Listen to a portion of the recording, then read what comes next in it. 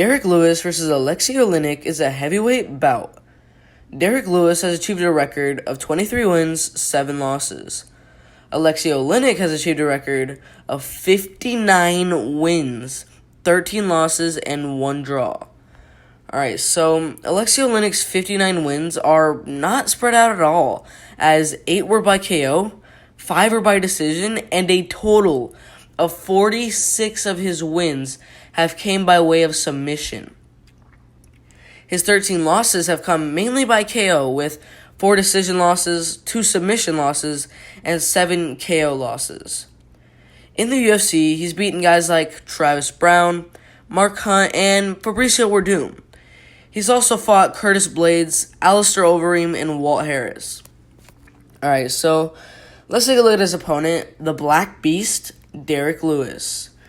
So, Derek Lewis is pretty much an opposite of Alexei Oleinik, as 4 of his wins have come by decision, 1 by submission, and a grand total of 18 wins by KO. His losses have come by 2 decisions, 1 submission, and 4 KOs. So far in the UFC, he's beaten guys like Gabriel Gonzaga, Roy Nelson, Shamil Abdurrahimov, Marcin Tybura, Francis Ngannou, Alexander Volkov, Blagoy Ivanov, and Lalir Latifi. He's also fought guys like Daniel Cormier, Junior Dos Santos, and Mark Hunt.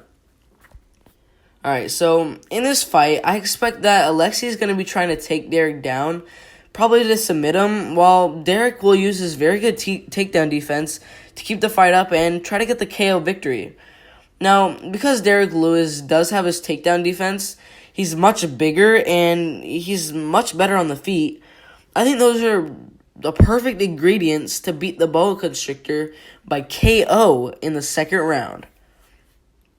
Alright, if you agree, disagree, or just have something to say, make sure to put in the comment section below, and I'll make sure to back to every single one of those comments.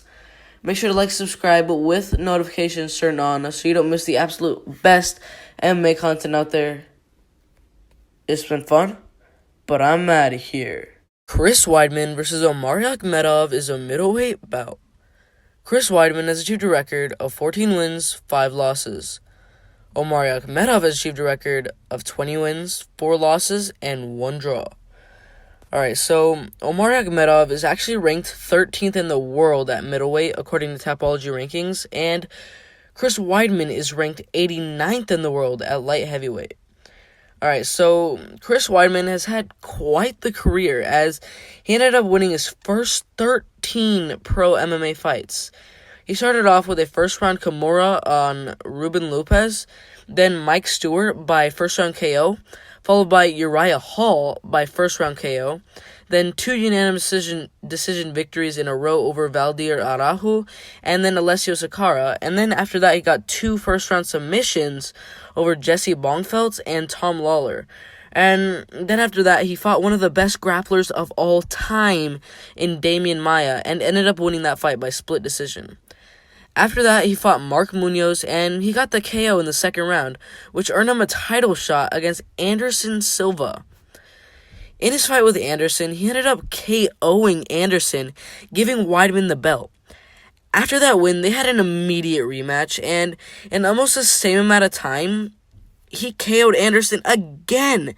And after those 2 title wins, he actually ended up winning 2 more title defenses over Lyoto Machida by unanimous decision and Vitor Belfort by KO in the first round. Now, after that long stretch of a total of 13 pro MMA wins, he fought Luke Rockhold in another title bout, but he was KO'd from ground and pound in the middle of the 4th round. After his first pro loss, he fought Yoel Romero in his comeback fight, but he ended up getting KO'd from a flying knee in the beginning of the 3rd round. After his second loss in a row, he fought Gegard Mousasi, but again, he got KO'd from a knee of Mousasi. After his 3rd loss ever and 3rd loss in a row against, honestly, really elite competition, he fought Kelvin Gastelum, another very good talent, and he ended up winning by arm triangle choke in the 3rd round. after his first win in about 2 years, he fought Ronaldo Souza, but he ended up getting KO'd in the third round. After he had another loss, he fought an absolute beast in Dominic Reyes up in light heavyweight, but he was finished in less than 2 minutes of the first round. As you guys can see, this guy has fought some really good fighters, and he's currently 36 years old at the time of me speaking this, and that's only 4 years older than his opponent, Omar Magomedov. Okay, so Omar Magomedov so far has competed in 12 fights inside the UFC, and so far is 8-3-1, with him beating guys like Thiago Potolo, Mats Nilsson, Brian Neighbor-Solé, Kyle Noak, Abdul Razak Al-Hassan, Tim Boch, Zach Cummings, and Ian Heinisch, with his only losses coming to Gunnar Nelson, Sergio Moraes, and Elizu Zaleski. Also, his only draw came to a rising star and the closest person to beat Israel Adesanya in Marvin Vettori. Alright, so these two fighters are obviously very, very highly talented, but I think that Weidman, he's just gotten much slower, and he's way past his prime. While I would say Omar Magomedov is probably in his prime currently right now, which leads to my decision. I think that Omar Magomedov is going to get the win by decision. Alright.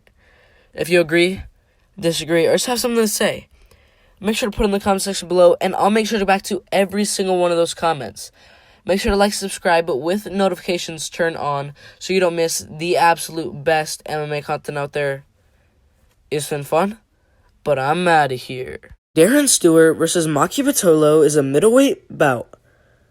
Darren Stewart has achieved a record of 11 wins, 5 losses. Maki Potolo has achieved a record of 13 wins, 5 losses. Alright, so Maki Potolo, I would say, is probably much more of a striker than a grappler or wrestler, as 7 of his 13 wins actually came by KO. 3 were by submission, and the other 3 were by decision. Now, he's had some good wins here and there, but none of the guys he's beaten, aside from Charles Byrd, who he beat about a month ago, are really any good, as most of them have yet to compete in a major promotion. Also, of the guys he's faced, except for, again, Charles Byrd, none of them really have UFC talent, whereas Darren Stewart has 9 fights inside of the UFC, where he's faced guys like Francismar Barrasso, who's a top 60 middleweight, Carl Robertson, who's a top 30 middleweight, Julian Marquez, who's a top 60 middleweight, Eric Spicely, who is also a top 60 middleweight, Charles Byrd, who Maki Potolo also beat, Edmund Shabazian, who is the 11th best middleweight, Bavon Lewis, who was ranked 51st at middleweight, Deron Wynn, who is a top 50 middleweight, and also Barats Fabian, who is also a top 50 middleweight. I mean, as you guys can see, Darren Stewart, he's really fought some good fighters, and he's done pretty well, whereas Maki Potolo, he's only fought in really one guy, in Charles Byrd, who is a guy who was actually cut by the UFC roster. So, I mean, this decision seems pretty simple. I think that Darren Stewart is going to get the win by unanimous decision. Alright, if you agree, disagree, or just have something to say, make sure to put it in the comment section below, and I'll make sure to get back to every single one of those comments. Make sure to like, subscribe with notifications turned on so you don't miss the absolute best MMA content out there. It's been fun, but I'm out of here. Yana Kunitskaya versus Julia Soliarenko is a women's bantamweight bout. Yana Kunitskaya has achieved a record 12 wins, 5 losses. Julia Soliarenko has achieved a record of 9 wins, 4 losses, and 1 draw. Alright, so Julia Soliarenko is actually making her debut inside of the UFC on Saturday, as her 13 previous fights have come in much lesser known promotions. Now, of her 9 wins, pretty much all of them have ended in armbar, as that is her special move when it comes to the ground. Now, of her 4 losses, 2 came by KO, and the other 2 came by decision, as she usually focuses on her ground game, and when that doesn't work, she usually gets picked apart on the feet. Alright, now, let's take a look at her opponent, Yana Kunitskaya. Alright, so Yana Kunitskaya has had 5 fights inside of the UFC, and In her first fight against the Tony Ferguson of that division at the time, and Chris Cyborg, she ended up losing that fight by TKO from ground and pound. And after that loss, she ended up racking up 2 straight wins over Lena Landsberg by unanimous decision and Marion Renaud by unanimous decision. Now, after that small streak, she actually fought the 4th best bantamweight in the world in Aspen Ladd, but she ended up losing the same way she did in the Cyborg fight by ground and pound in the 3rd round. Alright, so Yana Kunitskaya is 3 years older than Juliha, but she's still in her prime, I would say, and Yana is the type of fighter that she's always outside of the top contender talk, and she always loses to the best, like the top 5 type of guys. But she always wins against people that are ranked below her. Always. And with that being said, I have Yana Kunitskaya winning this fight by unanimous decision. Alright. If you agree, disagree, or have something to say, make sure to put in the comment section below, and I'll make sure to react to every single one of those comments. Make sure to like, subscribe with notifications turned on so you don't miss the absolute best MMA content out there. It's been fun, but I'm out of here. Beneil Dariush versus Scott Holtzman is a lightweight bout. Beneil Dariush has achieved a record of 18 wins, 4 losses, and 1 draw. Scott Holtzman has achieved a record of 14 wins, 3 losses. Alright, so Scott Holtzman was actually an undefeated fighter when he first joined the UFC, and when he did back in 2015, he actually started off with a win over Tony Christodoulou. I don't know how to say the name. But he got that win by rear naked choke in the 3rd round. But then came his first loss ever against Drew Dober by unanimous decision. Now, after his first loss, he came back with a win over Cody Fitzer by unanimous decision, but then he got a loss to a very good fighter in Josh Emmett by decision. Now, after his second loss ever, he actually ended up going on a 3-fight win streak over Michael McBride by decision, Daryl Horcher by decision, and Alec Patrick by TKO. Now, after that 3-fight win streak, he fought a veteran fighter in Nick Lentz, but he ended up losing that fight by decision. But that was it for his losses, as he is currently on a 2-fight streak and hasn't lost since. Now, in those 2 losses against Dong Young Ma, he actually won that fight by doctor stoppage, and when he fought Jim Miller, he got the win by unanimous decision. Alright, now, let's take a look at his opponent, Beneil Dariush.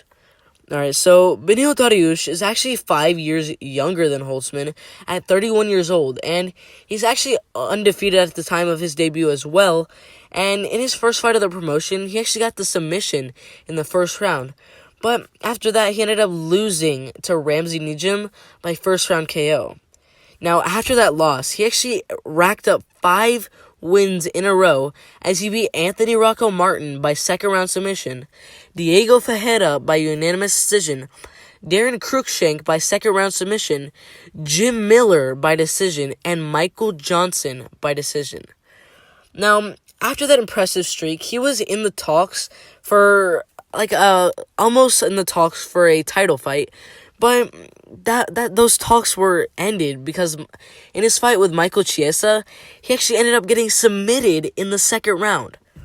Now, after that loss, he was looking to come back, and he did with 2 straight wins over James Vick by 1st round KO and Rashid Magomedov by unanimous decision. But after that, he was followed by 2 straight losses against 2 absolute beasts in Edson Barbosa by 2nd round flying knee and Alexander Hernandez by 1st round KO. Now, since those losses, he actually has not lost since and is currently on a 4-fight win streak over Thiago Moises by decision, Drew Dober by 2nd round armbar, Frank Camacho by 1st round submission, and most recently, Drakkar Klose by 2nd round KO. Alright, so because Scott Holtzman is 36 years old at the time of this recording, and he's only fought in 2 big-name fighters, while Beneil Dariush has fought in guys like Anthony Rocco Martin, Diego Ferreira, Jim Miller, Michael Johnson, Michael Chiesa, James Vick, Edson Barbosa, and finally, Alexander Hernandez. I mean, this dude is just fighting beasts left and right, and he's actually beating most of them, which leads to my decision. I think that Beneil Dariush is going to get the win by submission in the second round. Alright, if you agree, disagree, or just have something to say, make sure to put in the comment section below, and I'll make sure to back to every single one of those comments. Make sure to like, subscribe with notifications turned on so you don't miss the absolute best MMA content out there. It's been fun, but I'm out of here.